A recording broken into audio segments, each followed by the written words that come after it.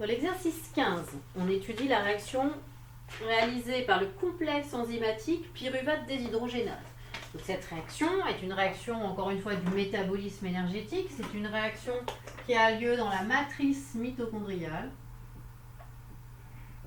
avant le cycle de Krebs. Donc c'est une réaction qui est une réaction aérobie, c'est-à-dire qui se passe avant la respiration.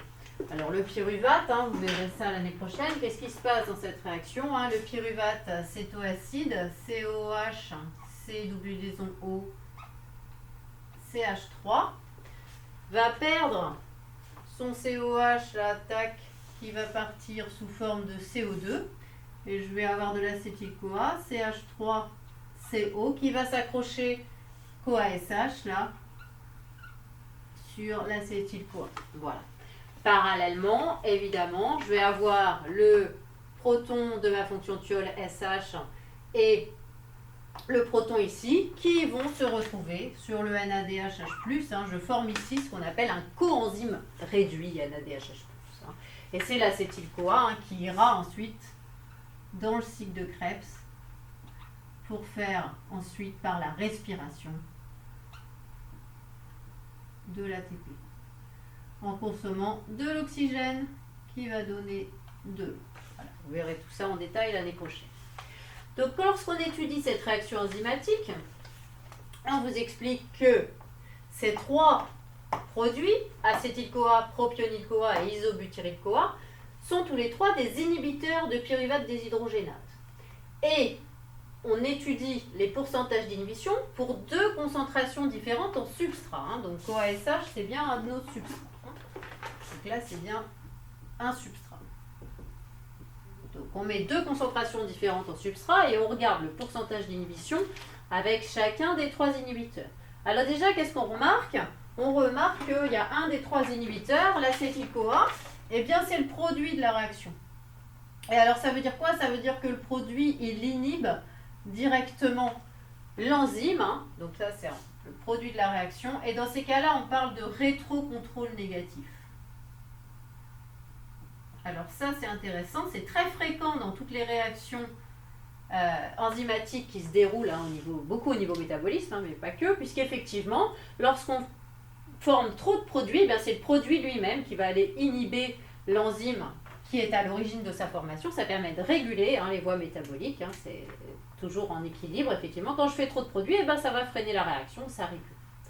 Alors, qu'est-ce qu'on remarque dans ce tableau?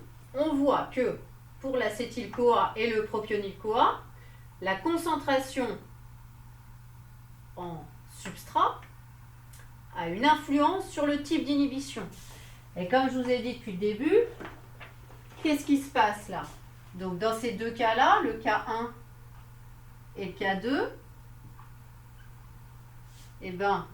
si la concentration en substrat augmente, comme c'est le cas ici, je passe de 17 à 42, le pourcentage d'inhibition diminue. Dans ce cas, lorsque la concentration en substrat a une influence sur le pourcentage d'inhibition, je suis dans le cas d'une inhibition compétitive.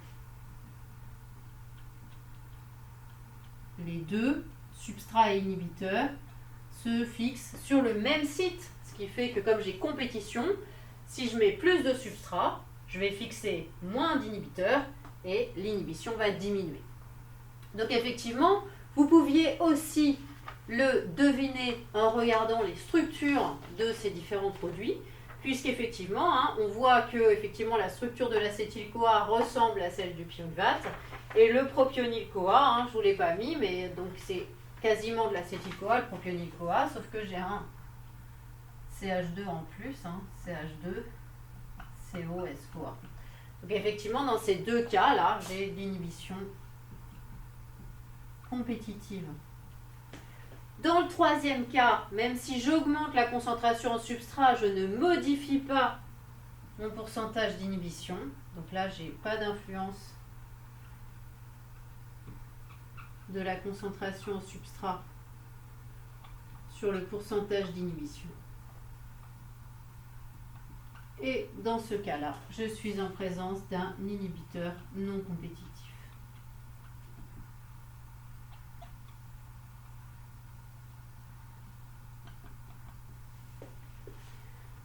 Donc, isobutyryl-CoA, inhibiteur. Non compétitif cette fois-ci. Alors l'isobutyryl-CoA, oui, il a une structure un peu plus bizarre. SCoA,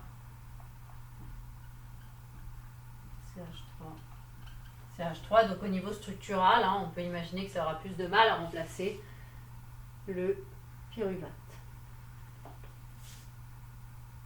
ou le CoASH. Voilà.